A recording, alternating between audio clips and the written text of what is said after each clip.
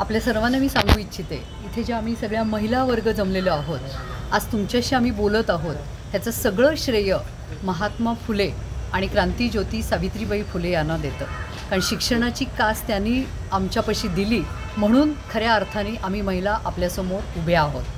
आज आम्ही सगळे एकत्र या ठिकाणी येऊन जिल्हाधिकारी कार्यालयात निवेदन देण्याचं एक कारण म्हणजे 11 जुलैला फुले या दाम्पत्यावर एक चित्रपट प्रदर्शित होत आहे आणि त्याचा टीजर काही दिवसापूर्वी रिलीज झाला आणि त्या टीजरमध्ये एक दृश्य दाखवलेलं आहे की आमचा एक छोटा बटू ज्याची मुंज झालेली आहे, जानवं आणि शेंडी आहे आणि हा बटू तिथे चिखलफेक म्हणा किंवा शेणफेक करत आहोत.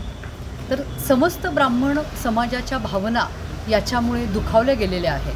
कारण जानवी आणि शेंडी ही आमच्या अस्मितेचा विषय आहे खरं तर. आणि अशा चित्रपटाच्या प्रसिद्धीसाठी अशी काही दृश्य वापरणं हे घृणास्पद आहे असं आम्हाला वाटतं.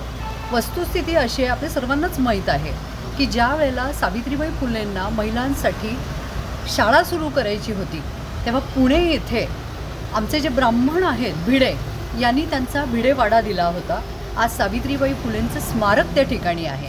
मग भिडे यांनी जर त्यांचा वाडा त्यांना या चांगल्या कार्यासाठी दिला होता तर ब्राह्मण समाजाचा याला निषेध असण्याचं काही कारणच नाही आहे.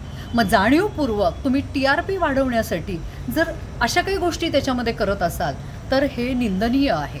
दुसरी एक गोष्ट मी आपल्या निदर्शनास आणू इच्छिते की पूर्वी ब्राह्मण समाजामध्ये पतीच्या निधनानंतर त्या महिलेला विधवेला केशवापन करण्याची जी पद्धत रूढी होती आणि अत्यंत क्लेशदायक ही महिलांसाठी होती. तर ही रूढी महात्मा फुलेंनी पुढाकार घेऊन समाजामधून काढली ती. त्याच्यासाठी त्यांनी नाभिक समाजाचा संपसुद्धा घडवून आणला होता. म्हणजे ह्याचा आपण जर विचार केला तर ह्या जातीतलं कम्युनिकेशन त्यावेळेला किती चांगलं होतं. आणि माझ्या आठवणीनुसार त्यावेळेला फुलेंनी सांगूनही ठेवलं होतं की कदाचित पुढच्या पिढीमध्ये भवितव्यामध्ये जातीय तेढ निर्माण होतील तर असं कुणीही करू नये.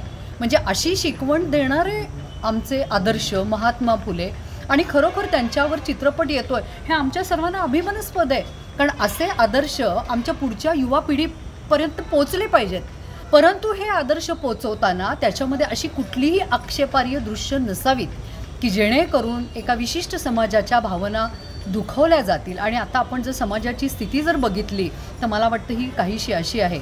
त्यामुळं आमची सर्वांची सरकारला, त्यांच्या सांस्कृतिक खात्याला, सेन्सर बोर्डला, या चित्रपटाच्या निर्मात्यांना, दिग्दर्शकांना नम्र विनंती आहे की तुम्ही हे दृश्य काही सेकंदाचंच आहे हे या चित्रपटातून वगळावं.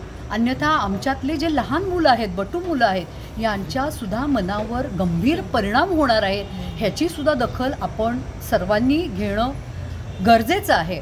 आणि चित्रपट हे असं प्रसिद्धी माध्यम आहे की समाजाच्या तळागाळातल्या व्यक्तीवर ह्याचा इम्पॅक्ट खूप मोठ्या प्रमाणामध्ये होतो. तर आमची शांततेमध्ये नम्रतापूर्वक सर्वांना विनंती राहील की त्वरित हे आक्षेपार्ह दृश्य यातून काढलं पाहिजे. शिवाय अशी एक विनंती राहील याच्यामध्ये की सेन्सॉर बोर्ड आणि आमचे काही ज्येष्ठ लोक, दिग्दर्शक यांच्या समन्वयानं हा चित्रपट प्रदर्शनापूर्वी आम्हाला दाखवला गेला पाहिजे. म्हणजे त्याच्यामध्ये आणखीन काही जर आक्षेपार्ह असेल तर आम्ही ते त्यांना सुचवू की हे नको आहे, ह्याच्यामध्ये हे तुम्ही वगळा आणि मग हा चित्रपट प्रदर्शित करा.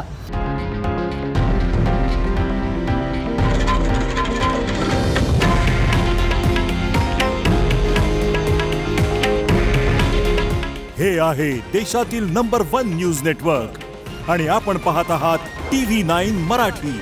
काळजी तुमची, हित महाराष्ट्राचं.